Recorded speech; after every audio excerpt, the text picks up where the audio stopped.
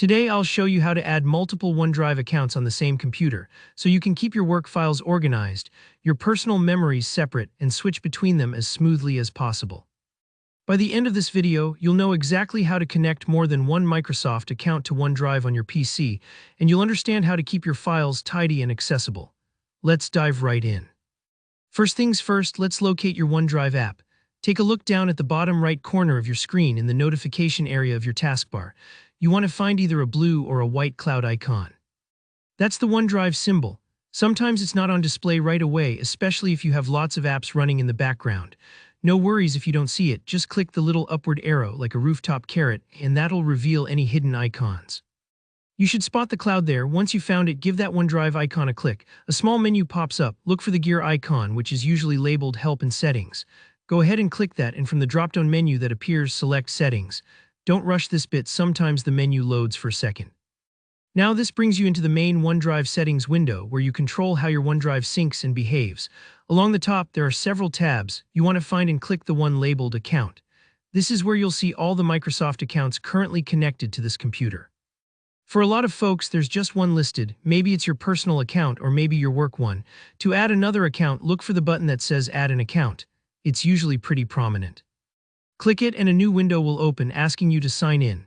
Here, enter the email and password for your second Microsoft account. This could be a work or school address or perhaps a second personal account. It's all supported.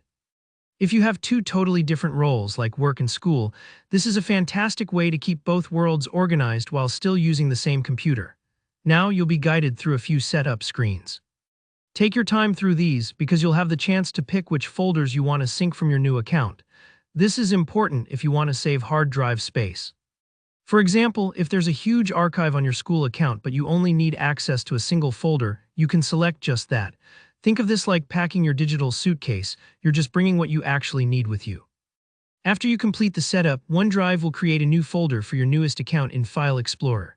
You'll see it listed separately from your original account, often with a different colored icon, maybe a deeper blue for work or a soft gray for personal files. This visual separation makes it almost impossible to mix up your files.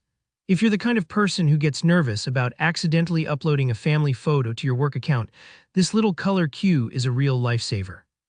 Remember, OneDrive lets you have multiple personal accounts, or a mix of personal and work or school accounts. Each account gets its own dedicated sync folder, so you can manage files from both at once without worrying about cross-contamination. And if you ever need to change which folders are syncing for either account, you can always do that later in the settings. We're not locking anything in forever. And that's it. Now you can easily juggle files from two or more OneDrive accounts all on the same PC.